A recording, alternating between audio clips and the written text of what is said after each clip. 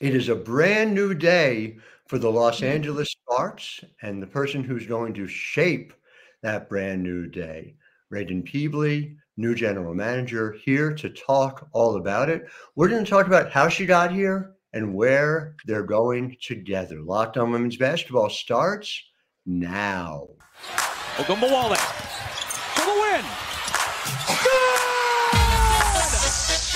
You are Locked On Women's Basketball, your daily podcast on women's basketball.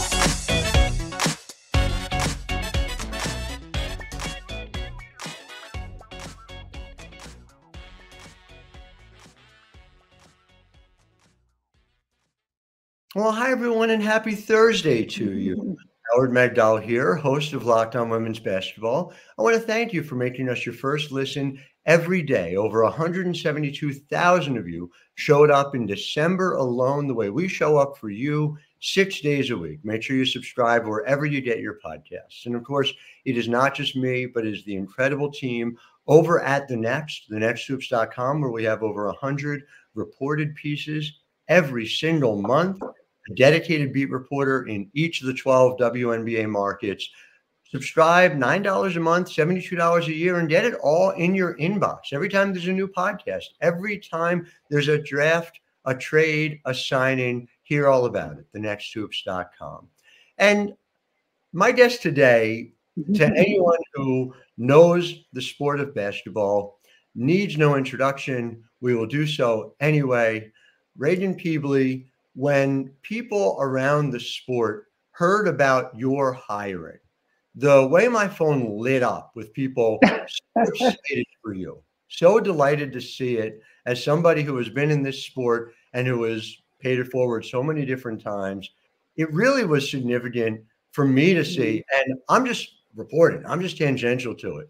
Take me through what this experience has been just like on an emotional level. And we're going to get into segment one. All the path that you've taken along the way. Well, goodness, I wear my heart outside of my chest a lot of times. I mean, Hallmark commercials will make me tear up, and maybe that's evidence of just me getting older. I hear we get more sentimental the older we get, but though, just even that, Howard, thank you so much. This game's given me an abundance of just joy and relationships and growth opportunities, and to hear that there was that kind of positive response to me being in this position, just man, it's really humbling. It means a ton. This experience, to be honest, I'm such a be where your feet are type of person, and so whenever I'm in my role as a head coach, in my role when I was broadcasting in the W, I really tried to just put myself completely into that space and not get distracted. But I would be lying if I didn't tell you that there was just I've never been able to detach completely from the WNBA.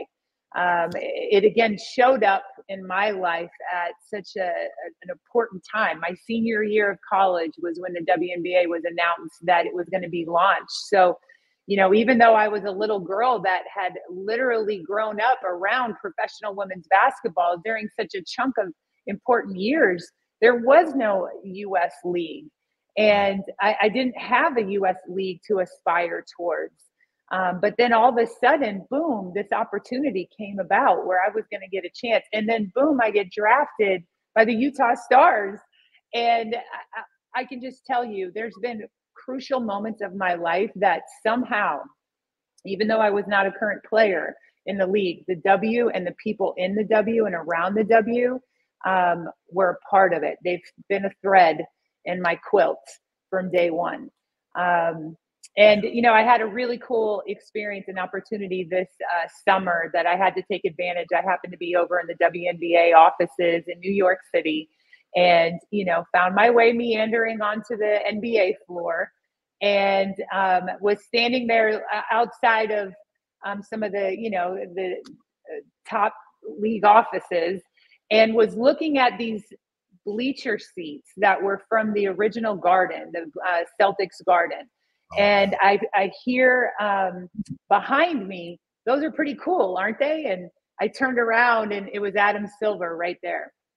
And I was like, oh, hi. He's absolutely, you recognize him as soon as you see him. And he took about 45 minutes of his time. I mean, here's a guy that's one of the busiest guys I know in all professional sports, and just connected with me. And I had a chance to thank him because obviously there's so many important people, Val Ackerman being one of them, that were crucial in getting the league started. But I knew that Adam Silver behind the scenes way back then was a part of helping make sure this happened. So I got to thank him face to face for what he did way back then, and still how he advocates for our league.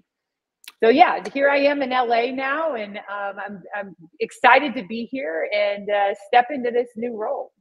It is remarkable. And again, you talk about the history and the way the past intersects with the present. And so, yeah, you mentioned being around professional basketball from the beginning. And regular listeners to the show know we regularly cover the WBL, the predecessor league to the WNBA. But I know your father, Ray Scott, coached in the WBL. So just from an early age, and sort of a two-part question, some of your memories, I'm curious, of that time, but more to the point, everyone talks about if you see it, you can be it, as sort of a model, as an idea. And I just wonder how much being around professional women's basketball players allowed you to pursue the path you have had, which for listeners, is every corner of this basketball world, whether it is player, whether it is coach, whether it is broadcaster. How much do you think that shaped you?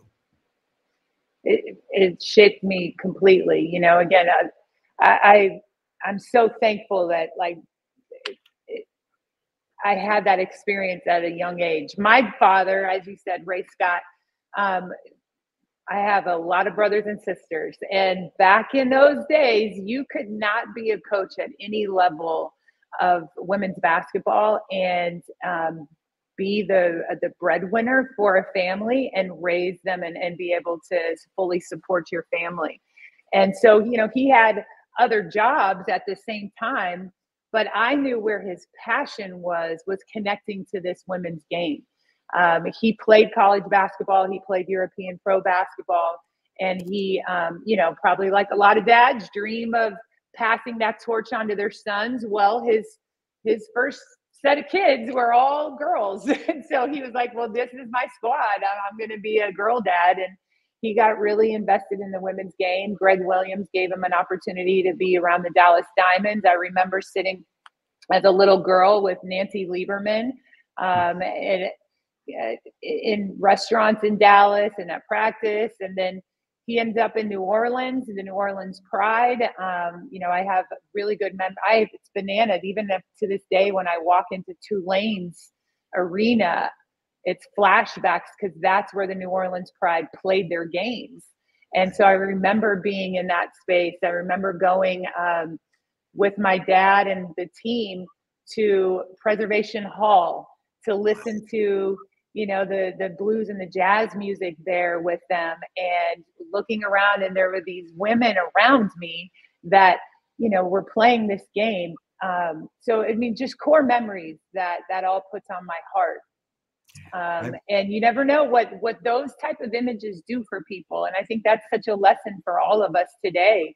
You said it, if you can see it, you can be it. And everybody needs to be able to see pathways to go and accomplish their goals, their dreams, their best self, and not have barriers that get in the way from that. And I was, very, very fortunate that I was able to have those experiences. Your experiences, are simply remarkable. And I don't think it's overstating, just run the gamut of human experience as well. I'm really excited to get into this with you a little more. And this will be coming up right in segment 2. Anyone who thinks that you're going to be intimidated by building a WNBA roster when you took over a program that didn't exist for 16 years and built it into a winner. Yeah. Well, so in just a minute, we're going to talk about that in a second. Okay. But first, I want to talk to you guys about today's sponsor, which is Prize Picks. And Prize Picks is the largest daily fantasy sports platform in North America, the easiest and most exciting way to play DFS. It's just you against the numbers. So you're not battling thousands of other players. It's you pick more or less than between 2 and 6 player stat projections, and then you can win. What's interesting, by the way, is they have opportunities now. You can play with basketball season. You can even do something with combo projections in what's called a specials league. So you can combine LeBron James and Travis Kelce at like 10.5 combination of 3-pointers made and receptions. You can also play alongside Prize Picks favorite players like Meek Mill or comedian Andrew Schultz. Just go to the community plays under the promo tag to check it out. You go to prizepicks.com/LockedOnNBA, and then you can use code LockedOnNBA for a first deposit match of up to $100. Again, that is prizepicks.com/LockedOnNBA and use code LOCKEDON-NBA for a first deposit match of up to $100. Prize Picks, daily fantasy made easy. Okay, so you've got to take me through this. You come to Utah State.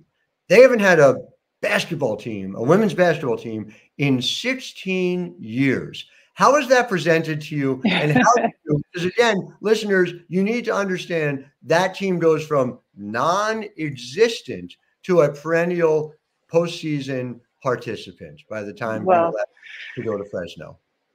Well, okay, yeah. So they were one of 3 Division I schools in the country that didn't have women's basketball. And this was right around the time that the NCAA was looking at qualifications that teams or universities were going to have to hit in order to be D1. And having a women's basketball team was one of those. So, that's the macro level. The other 2 schools that didn't have it were the Citadel and VMI. So it was bizarre that Utah State didn't have a team. I moved to Utah in the middle of my junior year of high school and won a couple of state championships there with my high school teammates. I played for the Utah Stars. So that state was important to me. I had definitely, that's definitely how I got to know Natalie Williams as well. Erin Thorne, and I went to the same high school. I'm older than Erin Thorne, but she's another great Utah hooper. But when they announced it, it was actually Natalie Williams' dad that was a part of the hiring committee. And I, long story short, went through the process with them and just, I don't know if I was the most naive one to take the job and willing to do it or the most brave one, but I went for it. Goodness, it was tremendous. I can just tell you, I was the youngest head coach in the country on the men's or the women's side, I think for a couple of years when I took that job. Maggie Dixon was the one who took over that reign. And Maggie was just an incredible person that we tried to honor at TCU with the Maggie Dixon Classic. And they're continuing to do that in partnership with her brother, Jamie. But we had to buy the basketballs. We had to buy the uniforms. When our uniforms got in, they got, took forever to get there. They got stuck on some ship for a while. They showed up the day before the game and Utah State was spelt wrong. Okay. So no, what did they go on, the Utah or the state? Those are 2 pretty basic words. They made it all one word. It was the problem. So all the letters were there, but they forgot it was a space between the 2. So it was such a journey, Howard. And those were precious moments in my career and the people that I partnered with. I wish often I could go back to those days because we all grow and get better as we experience things. And I wish I could go back sometimes and do it again and serve the exact same people because I would serve them so much better than I did probably then. But yeah, it was a blast and a unique way to start your career as a head coach. No doubt about it. And again, building something that has permanence had to have a lot of meaning to you. And as you mentioned, you've gone on. Fresno State made the tournament both times you were there, regularly in the postseason over at TCU. This was around the same time that, in addition to coaching, you were able to take on broadcasting. And so I know you have to give up, I guess, the regular Dallas Wins broadcast now that you're doing it. I just wonder, how much are you going to miss it? And I will just say parenthetically, and just as a point of personal privilege to our listeners, you're so good at it. And I learned so much from you whenever I had the chance to see you do it, that, there's such an evident joy and there's a preparation that you bring to it, the way you bring to everything. So this isn't just a gig, I know, but take me through how that felt and okay. Well, again, being connected to the W, always doing my part, which however big or small it was, to make sure that I was staying connected but supportive of the league and its efforts. So when they moved from Tulsa to Dallas, I reached out to Doug Bruno, another longtime advocate for professional women's basketball, head coach at DePaul. Yeah, that's right. And I reached out to Doug because I knew that he was really supportive of the Chicago Sky. And I just asked him, like, hey, being, the local head coach as Dallas comes in, what have you learned that's really helpful, not just to the Sky, but your own team in supporting their efforts? And, he had just shared some things, and I reached out. Greg Bibb's been so good to me over the years. That whole organization's been so good to me. And just was like, hey, I'm here. I want to be supportive as an alum of the W, but also as a local head coach.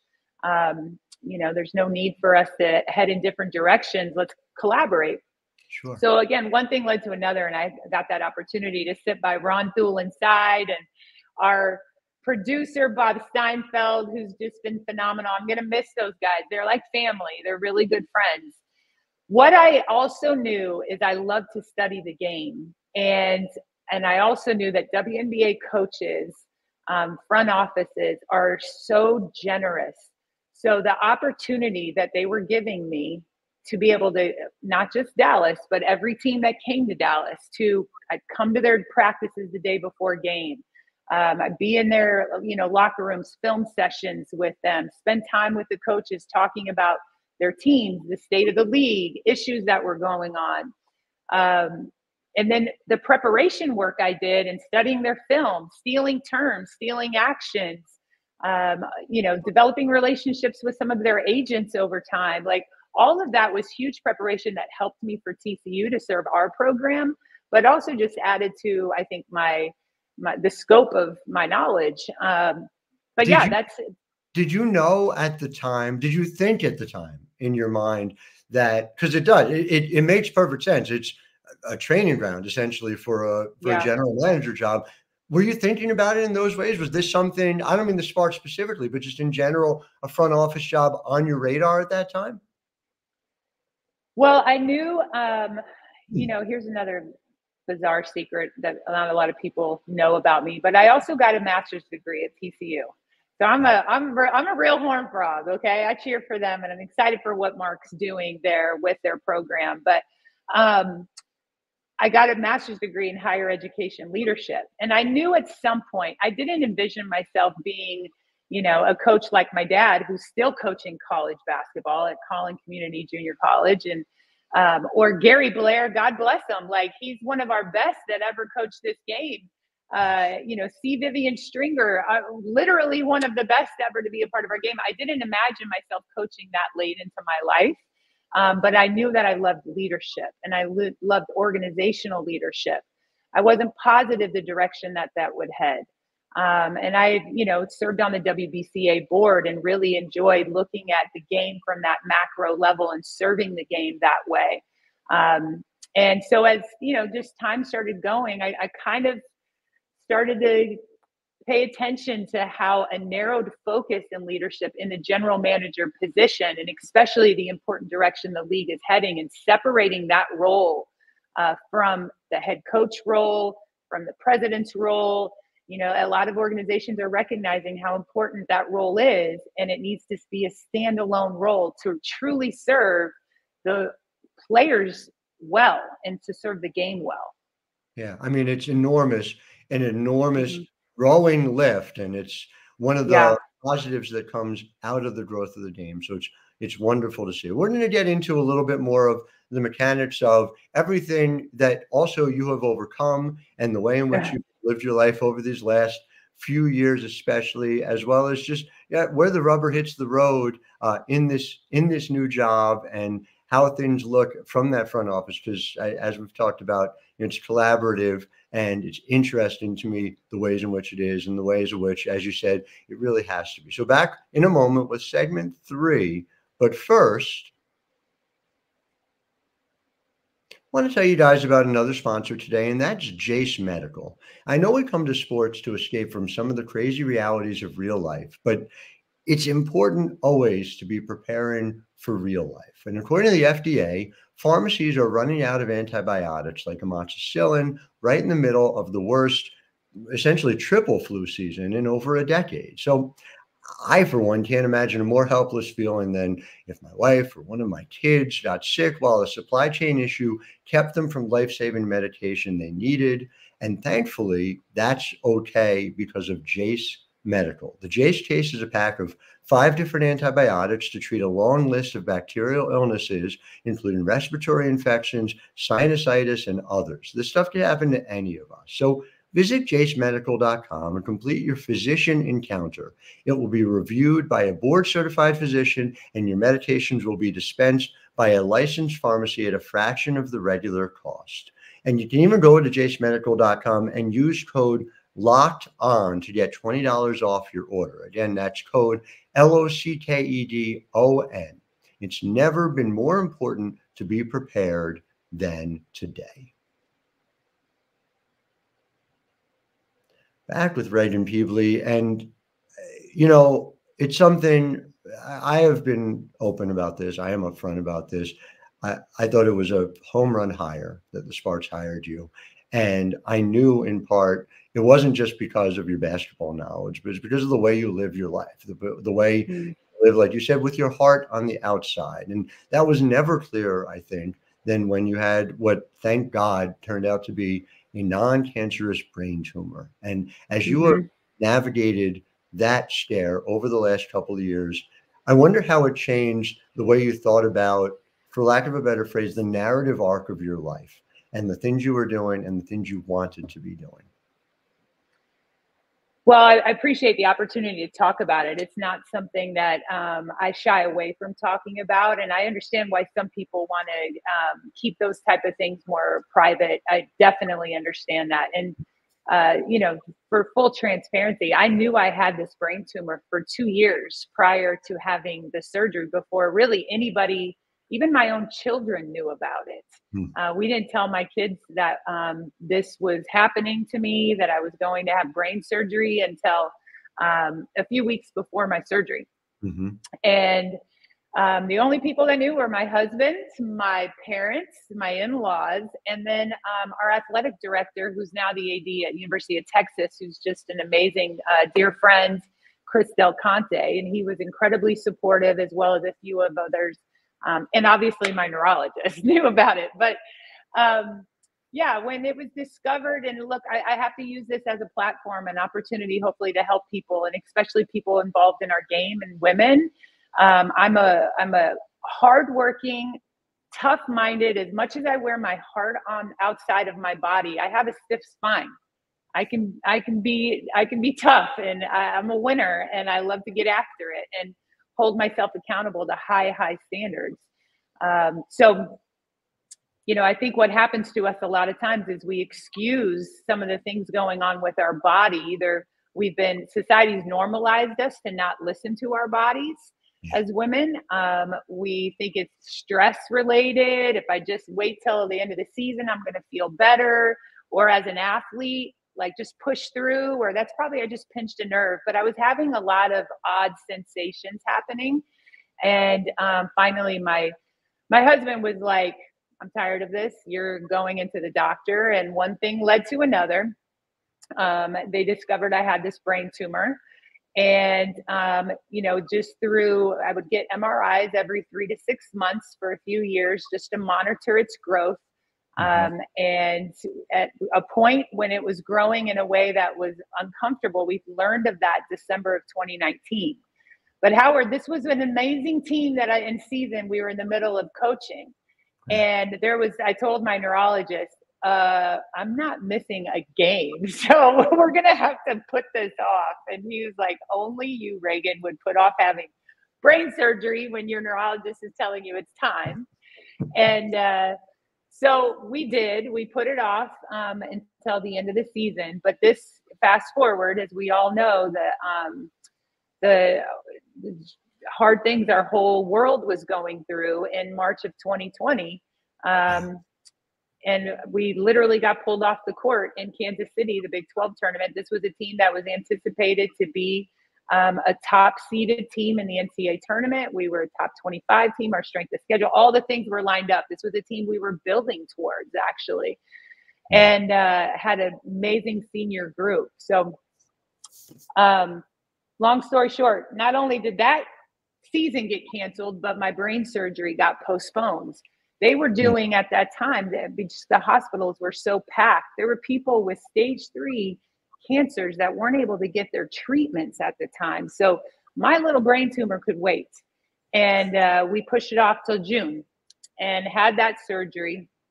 You know, my prayer at the time was, I hate missing work. I hate missing it for anything. Like, I barely missed any time when I had my children during, my coaching career. And sure.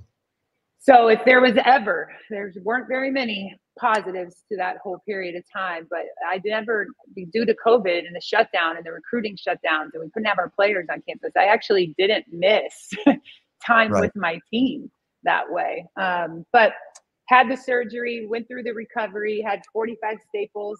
And as you said, thankfully that tumor was extracted, non-cancerous. It should be something that I never have to go back to and have to revisit, but I do have to get my checkups and follow-ups. I've paid much better attention to my body nowadays and not putting these things off, and encourage everybody else. That first thought that we often have is something that we many times excuse away.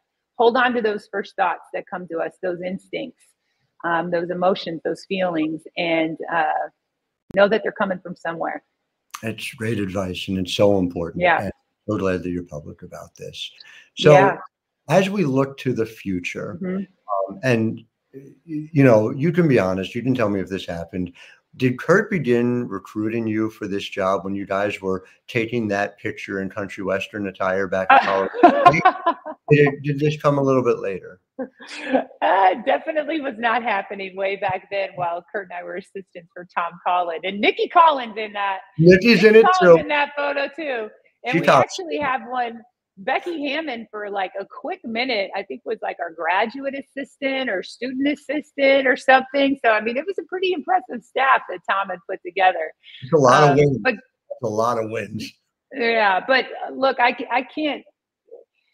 Tom was an excellent coach for me to work with and work for and learn from. And that staff was, tremendous. Nikki, you could tell she was going to be excellent, even at that, young age. And Kurt, obviously, is one of the hardest working people. I got to watch that day in, day out.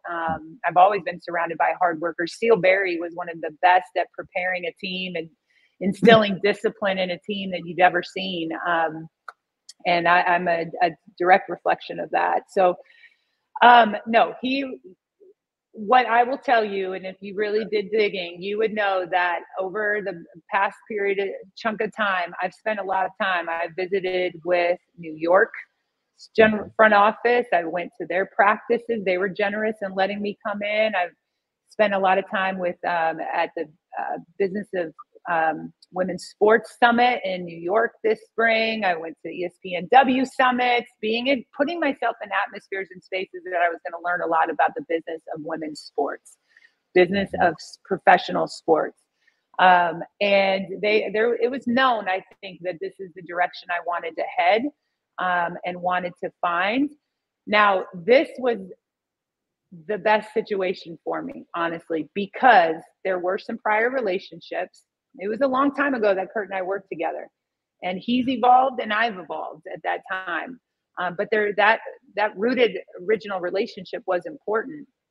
But I just felt like he'd been a GM before, so there's going to be some counsel and support in that space.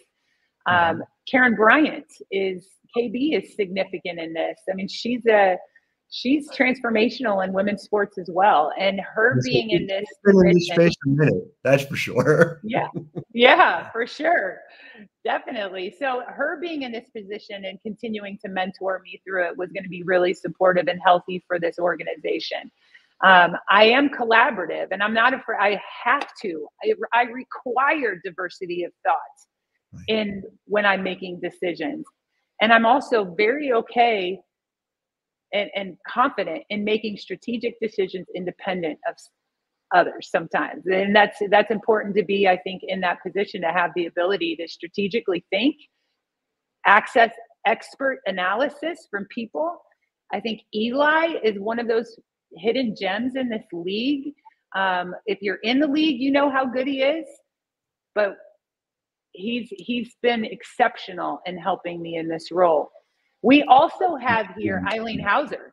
Yeah. Eileen Hauser, who's a rock star. So this front office has been growing and developing, and knew that this was a great place for me to come in and gain the experience and also mentorship to support. And really the whole goal of this is to serve this team in the best way, the individuals that make it up, resource them to go chase the best version of themselves and go compete for championships again.